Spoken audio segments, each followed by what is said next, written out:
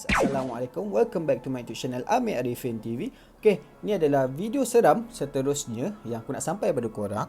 Dan ni adalah video daripada kawan aku sendiri yang dulu dia aktif dalam program usahawan muda dan dia menginap di sebuah hotel di Port Dickson. Tapi sebelum tu, jom kita dengar dulu bacaan Ayatul Kursi. Bismillahirrahmanirrahim. Allahu la ilaha illa huwal hayyul qayyum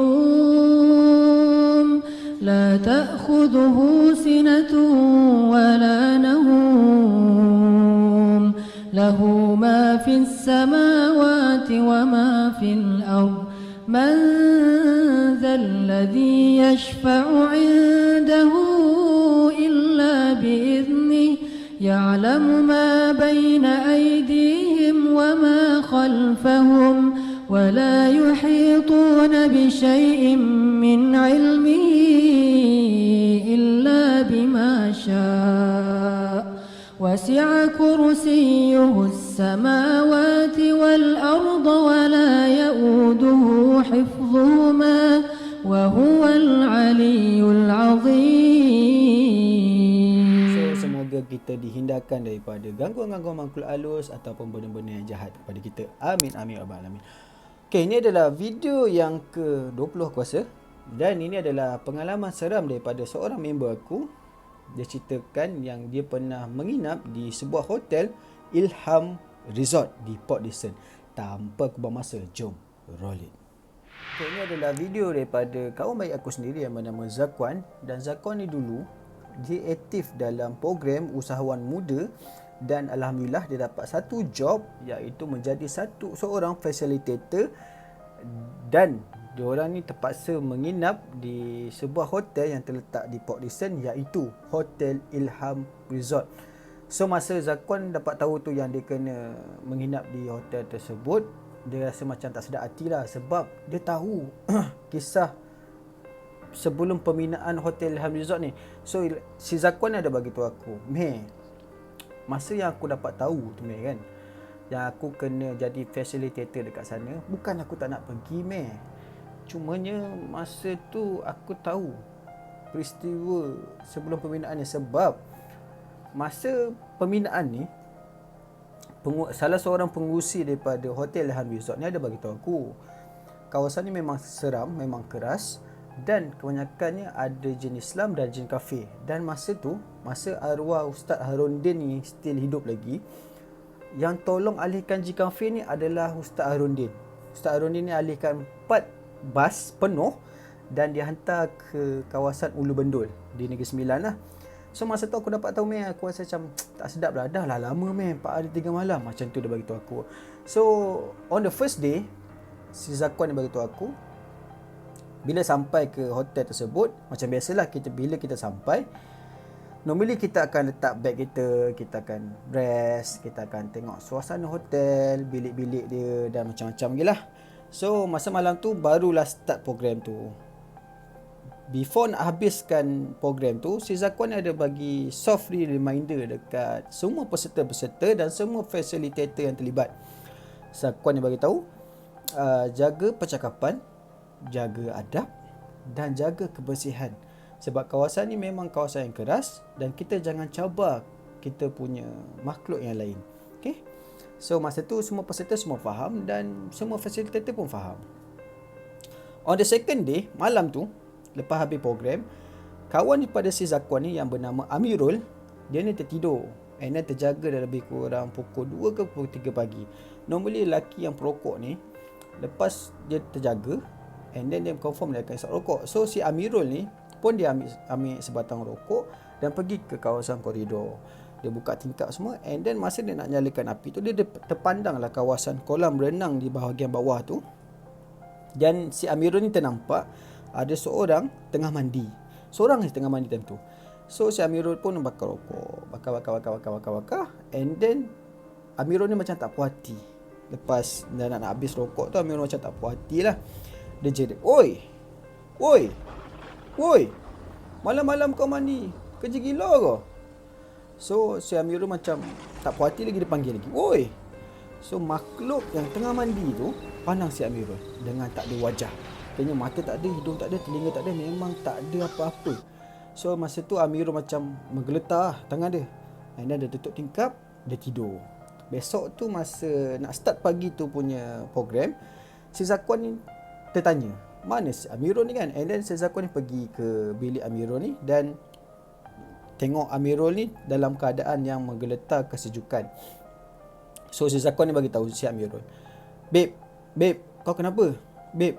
So si Amirul ni pun berceritalah kepada si Zakwan. And then after that si Zakwan ni pun bawa Amirul ni pergi jumpa dengan seorang ustaz yang ada di kawasan Port Dickson tersebut.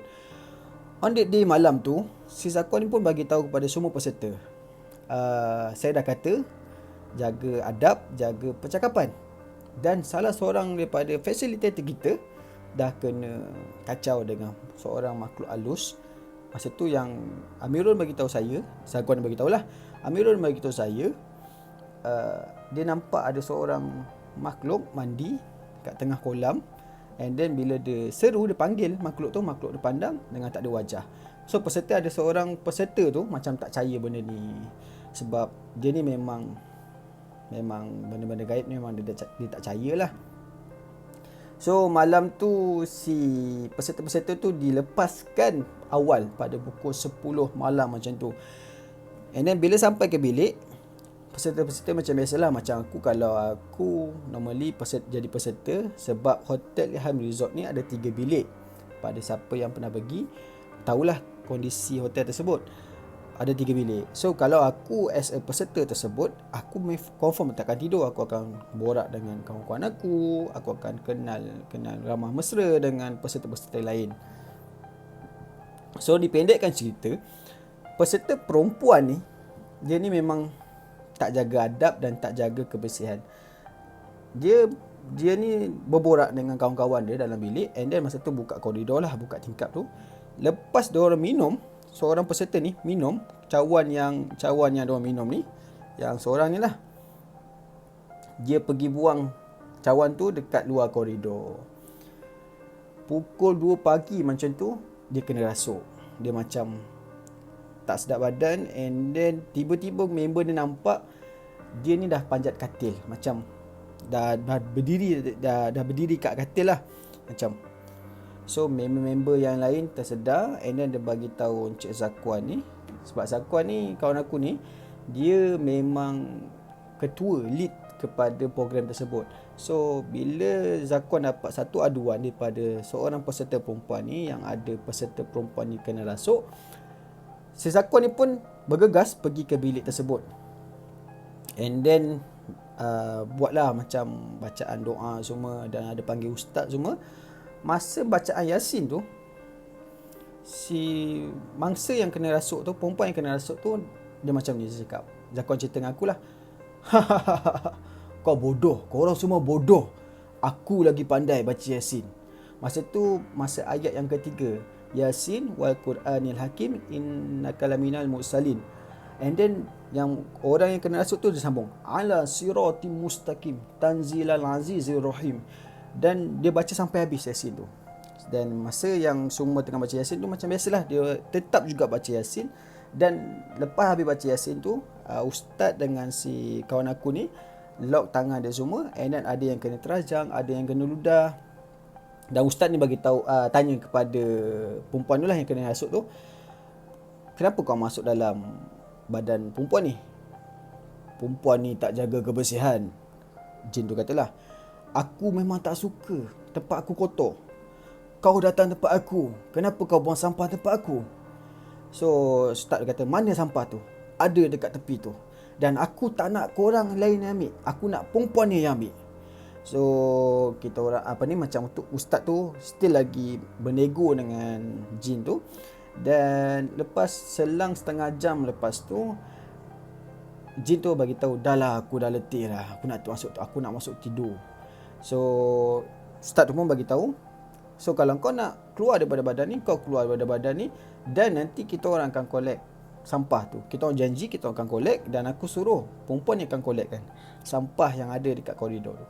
Lepas jin dia dah keluar, perempuan tu memang rasa lesu habis dan ustaz tu bagi air, berehat selama 40 minit macam tu, dan ustaz tu menyuruh perempuan tu untuk ambil collect balik sampah yang dibuang keluar koridor tu. Masa kejadian tu si Zakwan beritahu aku memang kecoh dia kata. Setiap walkie-talkie facilitator yang pegang semua berbunyi. Beb, ada rasuk, beb, ada rasuk. Memang kecoh dan benda ni kita orang tak nak cerita daripada pihak management sebab memang salah kita orang juga. Si Zakwan bagi tahu. So hari keesokannya malam tu si Zakwan ni petang macam tu lah, si Zakwan bagi tahu aku, dia tanya kepada budak yang kena rasuk tu sama ada dia nak balik ke rumah dia ataupun nak meneruskan program ni untuk hari ketiga dan hari keempat. Dan perempuan tu bagi tahu pada Zakwan, dia kata dia nak balik. So Zakwan ni pun sediakanlah transport untuk hantar perempuan ni balik ke tempat negeri dia lah. And then malam tu Zakwan bagi tahu kepada semua facilitator dan semua peserta, tolong jaga adab, tolong jaga kebersihan. Saya dah pesan dekat you all semua, jangan buat macam tempat ni ada tempat kita. Sebab tempat ni ada dua jin, iaitu jin kafir, jin Islam. Dan jin kafir ni pun dah dialihkan, tinggal jin Islam saja. Sebab jin Islam ni guys, normally jin Islam ni memang tak suka kotor lah, sebab dia jin Islam kan. Dan semua peserta pun faham. On the last day, masa hari ketiga tu, last night lah, seorang facilitator perempuan kena kacau. Dia punya pintu asyik buka tutup. And then dia pun baca Yasin, dia baca surah Al-Kursi, makin lama makin laju. So masa tu si perempuan tu yang jadi facilitator tu inform kepada si Zakwan ni juga. Si Zakwan ni pun pergi ke bilik tu dan tengok situasi bilik tu macam mana, dan terpaksa dialihkan kepada bilik yang lain.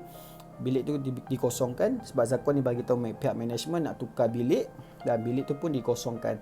So guys, itu sahaja kisah seram yang kawan aku bagi tahu. Dan bagi pendapat aku, semua tempat memang ada benda tu. Sama ada di rumah kita, di tempat kerja kita, dan normally kehidupan jin ataupun syaitan, normally jin lah, diorang ni sama gak macam kita, pergi kerja, balik kerja, ada yang tengah masak, ada yang jaga baby, jaga anak, dan semuanya kita tak nampak saja. Kehidupan diorang sama je macam kehidupan manusia. Dan kita as manusia, janganlah kita mencabar ataupun kita membuang sampah sesuka hati. Sebab kita tak tahu sama ada kita tengah buang sampah tu terkena anak dia ke. Contohnya kita buang air panas kan, terkena anak dia ke yang tengah makan, memanglah dia marah. Macam kita, kalau anak kita kena air panas, confirm lah kita marah, betul? So jagalah kita punya perbuatan, kebersihan, percakapan dan sebagainya. Aku dalam video ni aku tak katalah Hotel Ilham Resort ni keras, dan aku tak kata pun korang patut seram ataupun takut nak pergi ke hotel tersebut. Cumanya mana-mana tempat, mana-mana hotel yang kita pergi pun semua ada benda yang sama. So bergantung kepada you all, sama ada you all jaga kebersihan ataupun jaga percakapan kita.